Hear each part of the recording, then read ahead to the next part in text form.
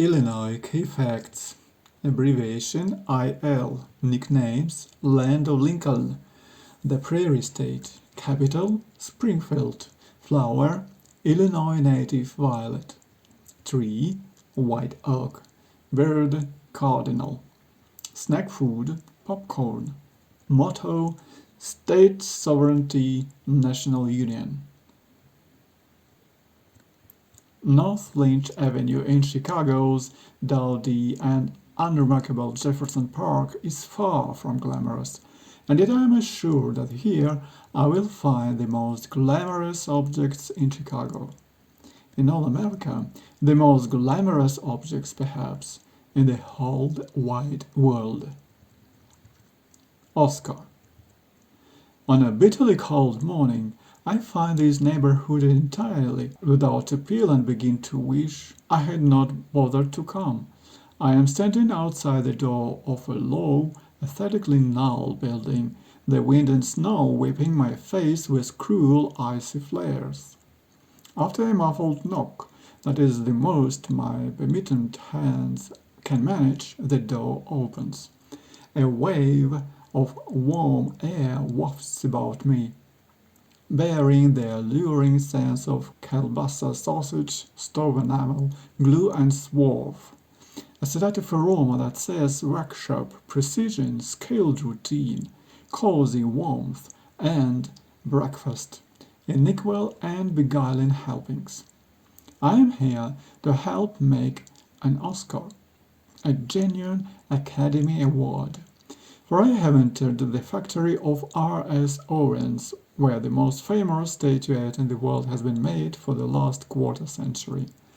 I am given an apron and gloves while the various stages are demonstrated before I am allowed to take a turn on my own. The basis of the Oscar is Britannia metal, or Britannium, a Sheffield pewter alloy compounded of tin, copper, and antimony. Antimony is highly toxic, of course, so Oscars are poisonous. A splendid murder mystery suggests itself. The actress who shaved off parts of her Oscar and fed them to her agent. The rough figure, once it has emerged from its mold, is buffed on a buffing wheel. My hands keep slipping, and then take through to be dipped in copper and nickel. Within a surprisingly short time, I do the final dunk into a tank of pure gold, and there it is, my pure Oscar. And this moment I am as close to an official Academy Award as I am ever likely to be. Of course, Owens makes hundreds and hundreds of other awards to acrylic, perspex, plastic, copper, silver, and bejeweled, but the Oscar is the one that everybody knows. I wonder where mine is now. On a Coen Brother mantelpiece, in Javier Bardem's lavatory, on a shelf in Daniel Day-Lewis' bathroom. I should probably never know, just as long as they don't leak it. Buddy Guy. There is time to stop for a genuine Chicago hot dog at the Winner's Circle, one of the most appealingly polite fooderies I ever visited. Their Vienna beef franks are served up with heaping handfuls of onions, gherkins, and rudeness, or sass, as the local listings paper calls it. This kind of food is worth living in Chicago for. I dare say the dogs are made of the worst kind of meat. Eyelids and assholes, a fellow diner suggests, chomping happily. But they work. I'm on my way to visit Buddy Guy, one of the last of the great bluesmen. He has his own club, Legends, where I will hang out this evening, but first he takes me on a tour of the South Side, the tour mostly African-American neighborhood where this native Louisianan made his bones as a young guitarist and singer of the blues. Over the past weeks I have traveled up the Mississippi through the Delta and up here to the lakes. This is how Buddy traveled when he was a boy, how Louis Armstrong traveled, and it is how jazz and the blues themselves traveled. Buddy is relaxed in the back of the cab as he shows me the haunts of his youth, and he's relaxed on stage as he sips from a brandy glass and jokes with his fans. In his 70s, he dresses as snappily as ever and flirts charmingly with girls young enough to be his granddaughters. Skyscrapers. Music is not the only cultural product that Chicago has exported around the world.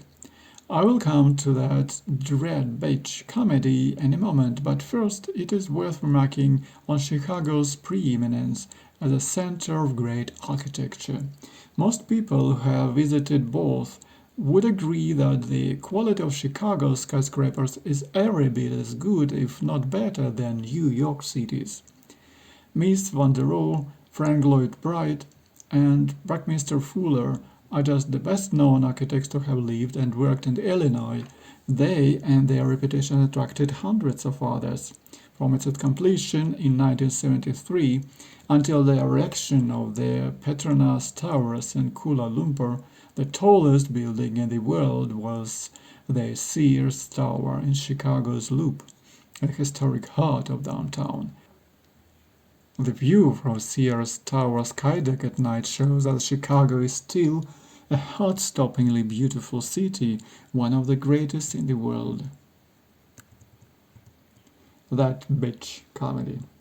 Mike Nichols, Elaine May, Ed Asner, Paul Mazursky, Alan Arkin, John Rivers, Peter Boyle, Harold Ramis, John Belushi, John Candy, Bill Murray, George Wendt, Shelley Long, Jim Belushi, Dan Castellaneta, Mike Myers, Chris Farley, Steve Carell, Stephen Colbert, Kevin Dorff, Tina Fey.